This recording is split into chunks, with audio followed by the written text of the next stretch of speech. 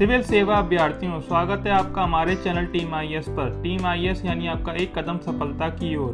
दोस्तों, आज के मेडिवल हिस्ट्री स्पेशल वीडियो में हम बात करेंगे सल्तनत काल के अलाउद्दीन खिलजी और उसके गुलाम मलिक कफूर के समलैंगिक रिश्ते के बारे में और जानेंगे आखिर सच्चाई क्या है। दोस्तों, दिल्ली की सल्तनत पर शासन करने वाले अलाउद्दीन खिलजी की कई कहानियां हैं, पर अलाउद्दीन खिलजी के दो किस्से सबसे ज्यादा चर्चा में हैं। उनमें एक रानी पद्मावती से प्यार और दूसरा गुलाम मलिक कफूर से रिश्ते।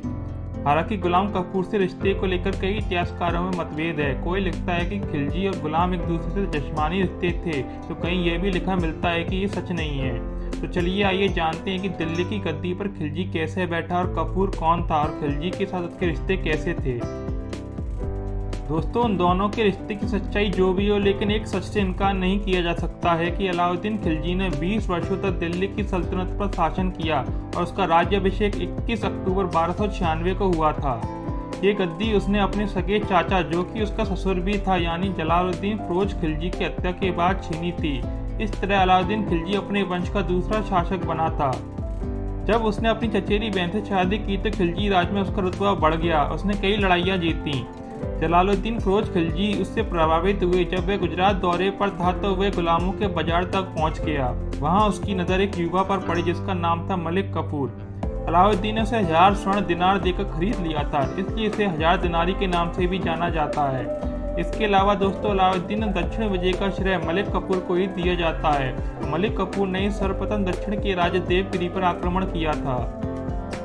तो दोस्तों, देखते ही देखते एक अजनबी खिलजी शासन का बेहद महत्वपूर्ण शख्स बन बैठा। ऐसे में माना जा गया कि अलाउद्दीन खिलजी से उसके जिस्मानी रिश्ते थे और ये भी लिखा मिलता है कि मलिक कफूर एक ट्रांसजेंडर था। इस बात को लेकर इतिहासकारों में ही मतभेद है, लेकिन इस रिश्ते की चर्चा सबने की है। कहा भी जाता है कि धुआं तभी उठता है जब कहीं आग लगी हो।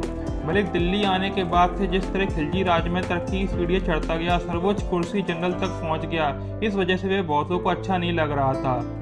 हालांकि खिलजी के लिए ये बेहद महत्वपूर्ण इसलिए भी हो रहा था कि वह लड़ाका था और देखते ही देखते उसने कई युद्ध जीते थे।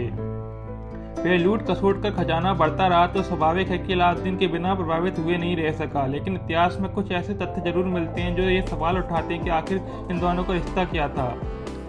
दोस्तों, कफूर अकेला पुरुष था जो अलाउद्दीन खिलजी के हरम का मुखिया भी था। इसके अलावा किसी पुरुष को हरम तक जाने की इजाज़त नहीं थी। अगर आपको नहीं जानते कि हरम किसे कहते हैं तो आपको बता दें कि हरम उस जगह को कहा जाता था जहां शासक अपने लिए महिलाओं को एक तरह से बंधक बनाकर रखते थे। उनके इशारे पर महिलाओं को शासक के सामने परोस दिया जाता था। अलाउद्दीन खिलजी के हरम में 30,000 महिलाएं थीं।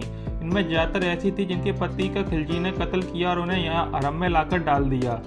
खिलजी ने जब दक्षिण भारत स्थित कातिक साम्राज्य पर हमले का फैसला किया तो उसकी कमान कपूर को ही सौंपी। यह युद्ध उसने जीत लिया और राजा रुद्र प्रताप ने उसके सामने समर्पण कर दिया। वहां से कपूर ने 6000 बैलगाड़ियों से सोना और हीरे जवाहरात भेजे। इस जीत के बाद अब कपूर की महत्वाकांक्षा बढ़ती गई। वह अलाउद्दीन की जान का दुश्मन बन बैठा।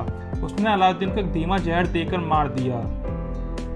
इतिहास में यह भी लिखा मिलता है कि गुलाम होने का मतलब उस जमाने में नौकर नहीं होता था। गुलाम उस जमाने में बड़े भरोसेमंद को कहा जाता था और उसे सम्मान की दृष्टि से देखा जाता था। शासक ऐसे गुलामों के सारे राज किया करते थे, वे उनकी आंख कान हुआ करते थे। इस सूरत में ये कहना बेहद मुश्किल है कि अलाउद्दीन खिलजी और गुलाम मलिक कफूर समलैंगिक थे या नहीं।